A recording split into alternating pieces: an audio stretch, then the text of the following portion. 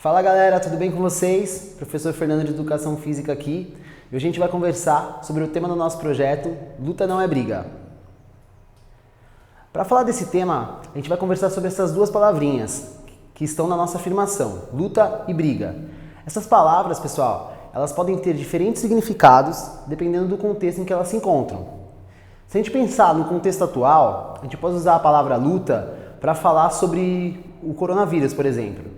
Então, numa frase, os cientistas estão na luta para conseguir uma vacina contra o coronavírus.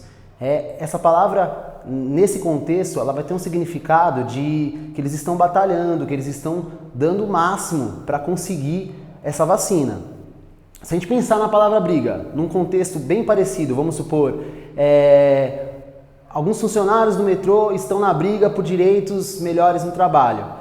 Essa palavra vai ter o mesmo significado que a luta, quer dizer que eles estão lá batalhando pelos direitos deles. O que vai interessar pra gente conseguir dar conta dessa nossa afirmação da luta não ser briga, é falar sobre a briga como uma discussão e falar da luta como um esporte, tá bom? Para entender um pouco melhor sobre isso, a gente vai falar sobre agressão e agressividade. A agressão, ela vai estar diretamente relacionada com a briga. Quando você está numa briga e você comete uma agressão, a sua intenção é machucar, é ferir, tanto fisicamente como verbalmente. Então, essa é a intenção que as pessoas têm quando cometem uma agressão, é uma intenção de violência. Quando a gente fala de agressividade, apesar de muitas pessoas colocarem essa palavra como algo ruim, a agressividade ela pode sim ser empregada como uma coisa boa, principalmente no esporte. No esporte, a agressividade tem relação com vontade de vencer, tem relação com dar o máximo, com muita velocidade e com muita força. Eu coloquei na imagem um exemplo de um jogador fazendo uma cesta no basquete.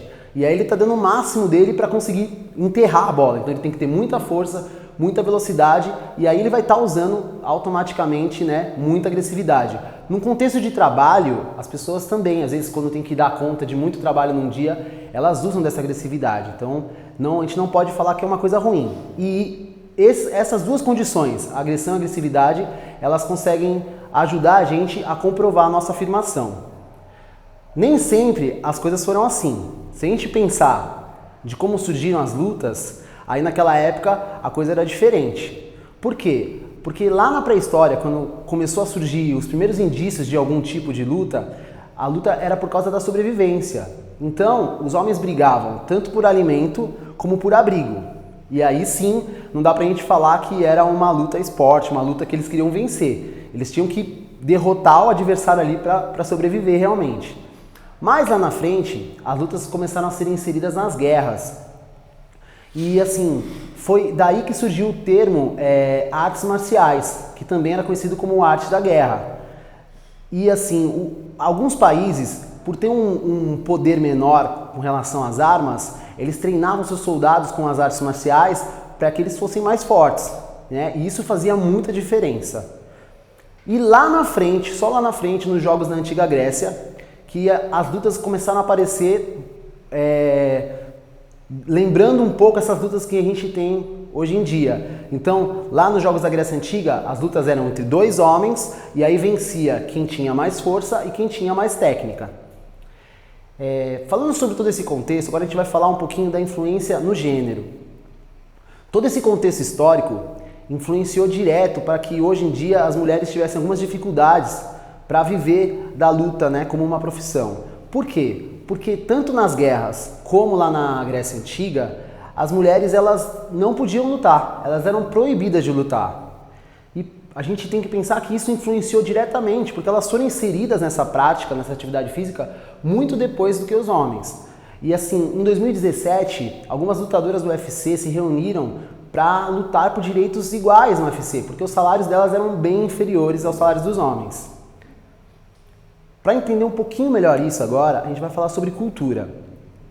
Se a gente pensar, cultura são os hábitos e os costumes de uma sociedade, E o esporte, ele está inserido na cultura de uma sociedade. Por exemplo, o Brasil é o país do futebol, então o futebol está inserido na nossa cultura. Se a gente lembrar um pouco dos países lá orientais, eles praticam muito mais as artes marciais do que o Brasil. E a gente, sabendo o que é cultura, e agora vamos tentar entender um pouquinho melhor a cultura corporal, a gente vai conseguir explicar isso. Cultura corporal são os conhecimentos adquiridos relacionados com o nosso corpo. Então, lá nos países orientais, as pessoas estão habituadas com as artes marciais. Eles criam essa habilidade desde cedo, né? Aqui no Brasil, não. A gente está habituado mais com o futebol. Isso é a cultura corporal, né? A cultura corporal, ela é diretamente influenciada. Ela é influenciada pela sociedade em que nós vivemos, ela é influenciada pela história e ela também é influenciada pela forma como nossos pais criam a gente. E aí eu até coloco ali, será que a educação física, ela influencia a cultura corporal? Para a gente entender, quando a gente entende, na verdade, a cultura corporal, a gente tem que pensar em respeitar os limites. Por que respeitar os limites? Se uma pessoa ela não vivenciou uma habilidade, no caso, se uma pessoa não vivenciou a luta, como é que eu posso cobrar dela que ela tenha um alto desempenho? Né? Isso acontece muito, às vezes um pai coloca o filho numa arte marcial, o filho não vai bem, ou o filho perde de uma criança menor e aquele pai fica revoltado, fala, você é muito fraco, você não... E na verdade essa criança não tem culpa disso, né? Na verdade ela nunca vivenciou o que aquela criança menor vivencia desde sempre. Então a gente tem que respeitar esses limites. Muitas pessoas falam no dom, mas o dom ele está atribuído também a essa vivência, né, desde cedo. É só a gente pensar no nosso futebol. Desde cedo as crianças são inseridas nele. E lá nos países orientais, né, no Japão, desde cedo as crianças são inseridas no judô, por exemplo. Falando de respeitar os limites, a gente também tem que falar sobre esporte. Numa linguagem popular, as pessoas falam de esporte como fosse saúde, né? Ah, esporte é saúde. Na verdade, o conceito de esporte ele está relacionado com alto rendimento, com ultrapassar os limites, com a parte profissional. A pessoa usa da parte profissional para ganhar dinheiro. Então, quando você pensa num esporte como profissão, você tem o interesse de sempre estar ultrapassando os seus limites. E você não respeita esses limites, porque você tem que sempre estar no topo. Logo, a gente não pode dizer que uma pessoa que vive do esporte, ela é 100% saudável. Por quê? Porque quando você quer ultrapassar os limites, você corre alguns riscos, né? E esses riscos, eles podem criar lesões, assim, que vão durar bastante tempo. Agora, se a gente falar sobre as lutas como atividade física, aí, com certeza, é uma ótima atividade. Ela vai fazer bem, tanto para o fator físico, como mental e também social, desde que a gente lembre de respeitar os limites. E vamos ver agora alguns benefícios das lutas como atividade física. Então, as lutas vão ajudar no fortalecimento dos ossos e dos músculos. Elas vão melhorar o condicionamento cardiorrespiratório. Pessoal, é muito importante a gente saber o que é condicionamento cardiorrespiratório. Imagina que a gente tem uma pilha ou uma bateria. Quando você melhora esse condicionamento, você aumenta a carga da sua pilha, aumenta a carga da sua bateria. Ah, mas isso só serve para o esporte. Não, você vai aumentar a sua disposição para tudo que você for fazer. Então, se aumenta a sua disposição para ir na escola estudar, aumenta a sua disposição no trabalho, aumenta a sua disposição para fazer as coisas de casa. Então, isso que é melhorar essa parte cardiorrespiratória. A luta como atividade física, ela também diminui o risco de doenças do coração e diminui o risco de diabetes, diminui o estresse, né? Por que diminui o estresse? Qualquer atividade física, você gasta a energia que está acumulada. Quando você tem uma energia muito acumulada, você acaba descarregando essa energia de outra forma e muitas vezes ficando ansioso ou também tendo um estresse ali bem alto. Ela melhora quadros de depressão, né? Ela ajuda na qualidade do sono e no controle do peso. Vamos tomar cuidado só quando a gente fala na atividade física, quando ela ajuda no controle do peso. Por quê? Ela tem que estar aliada com a boa alimentação.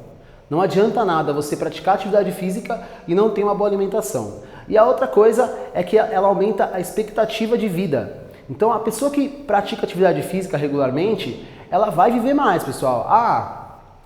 Tem uma proporção, sim, e ela é bem mais alta para as pessoas que praticam atividade física.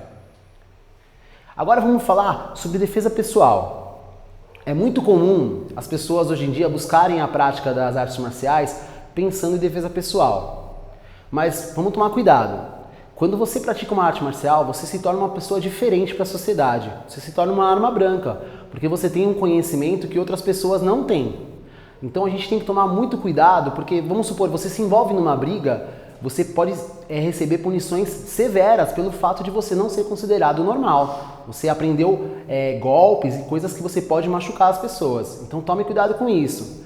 Se a gente pensar na defesa pessoal no nosso país, ela vai estar relacionada diretamente com a violência. Então algumas pessoas, vou praticar a luta porque eu quero me defender da violência. Em outros países, como a gente falou anteriormente, alguns exércitos eles treinam seus soldados para defesa pessoal, para a guerra. Aqui não. Aqui esse intuito ele está muito mais relacionado com a violência. Mas toma cuidado, pessoal, né? A luta ela não consegue ainda combater a arma de fogo. Então você só pode usar a defesa pessoal em último caso, para não colocar em risco nem a sua vida e nem a vida de outras pessoas. Agora que a gente aprofundou um pouco mais o nosso conhecimento sobre as lutas, a gente vai falar sobre o nosso projeto.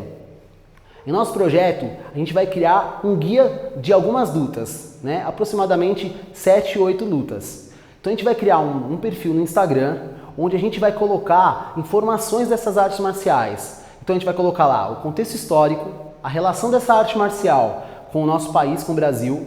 A gente vai colocar algumas técnicas e golpes e os significados dos nomes e também as características desses golpes. E a gente vai falar do objetivo dessas lutas quando elas foram inventadas. Será que elas tinham objetivos de serem competitivas, de gerarem lucro? Tá? É isso que a gente vai falar, pessoal. Então por hoje é só. Um abraço e até a próxima.